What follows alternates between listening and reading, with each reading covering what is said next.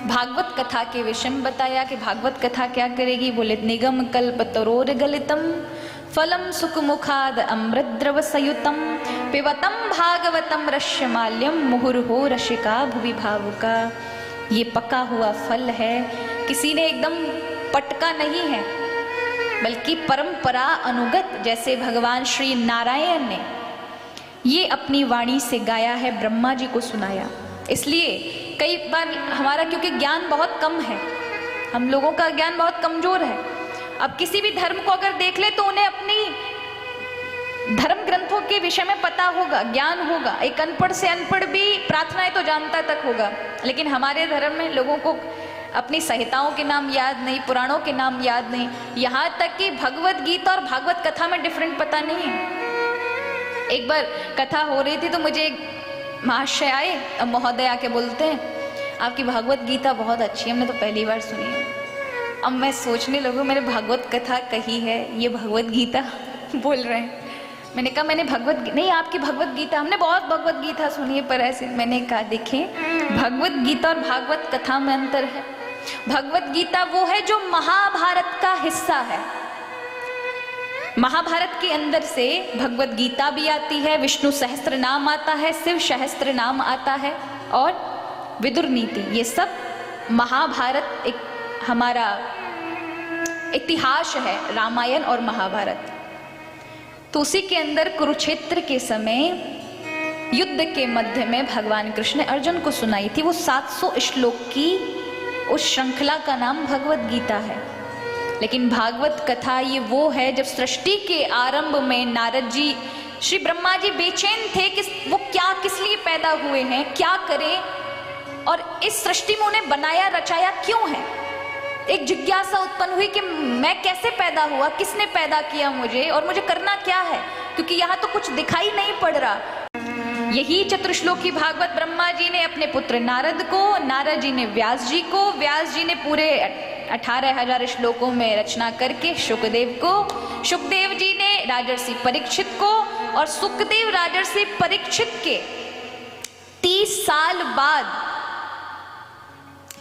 सनकादिक ऋषि नारद जी ने कथा कही, और उसके 300 वर्ष बाद गौकर्ण ने धुंधकारी के लिए कथा की, और इसी परंपरा से चलती गई कथा, और आज हम सब सुनते हैं। तो ये परंपरा से मिली है। तो कई बार लोग कहते हैं कि भगवान को किसने बनाया, सृष्टि को किसने बनाया। अब वो पाश्चात्य चीज़ों को देख करके हम बड़े खुश होते हैं, अच्छा वो बिग बैंग थ्योरी से अपने आप ब्रह्मांड फटा, पृथ्वी अपने आप बन गई। कुछ बेतुका सा नहीं लगता?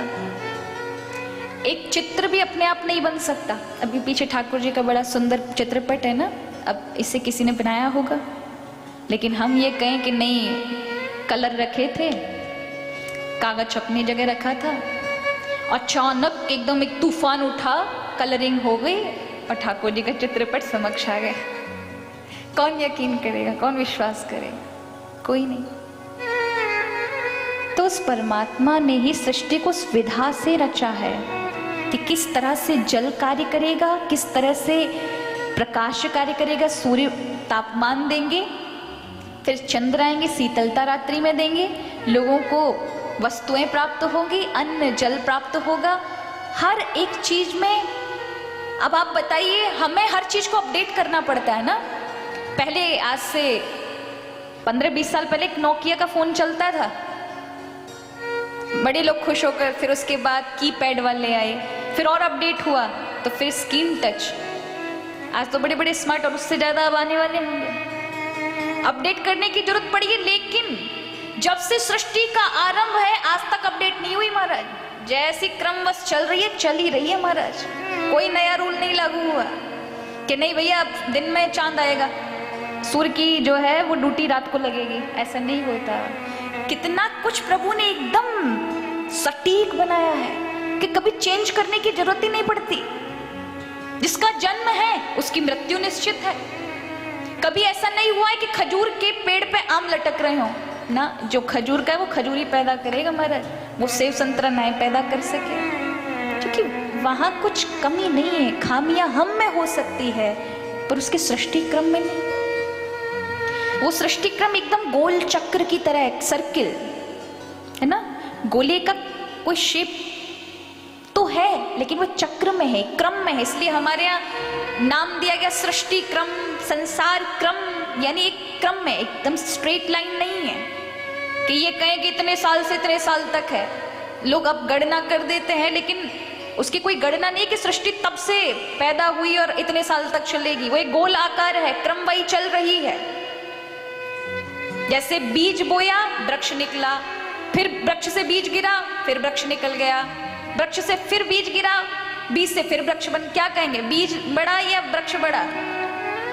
वो क्रम सा चल रही है। जैसे वृक्ष उत्पन्न हुआ तो बीज फिर से गिरा, फिर वही बीज उठ करके फिर वृक्ष बन गया, फिर वृक्ष से फिर बीज गिरा, फिर बीज से फिर वृक्ष बन गया। तो वो क्रम है, एक गोल चक्र में चल रहा है सब कुछ। ना उसका आरंभ है ना उसका अंत है, वो क्रमशः चलेगी।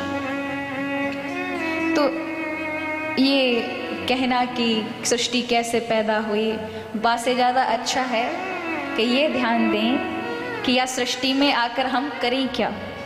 इस सृष्टि में प्रभु ने भेजा है तो कुछ अच्छे से अच्छे कार्य हमारे हाथों हों और अच्छे से अच्छे आनंद के साथ जीवन की हर चीज की अनुभूति, हर चीज का आनंद लेकर जाएं, एक संतुष्ट होकर जाएं, एक अनुभूति करके जाएं, एक आनंद की उस परमात्मा के समक्ष जब हम खड़े हो ना, तो ये भी कह सकें, हाँ प्रभु, हमने ऐसे सतत अच्छे कर्म इसलिए कर पाए क्योंकि आपने मनुष्य जीवन दिया। अगर आप हमें भेड़ बकरी बना देते तो नहीं कर पाते, फिर पशुवत जीवन जाता, लेकिन आपने सुंदर जीवन देकर हमें कृतार्थ कर दिया। और उसमें भी अगर हम केवल सोने खाने पीने में ही जीवन व्यतीत कर दिया तो ये जन्म भी गवा दिया।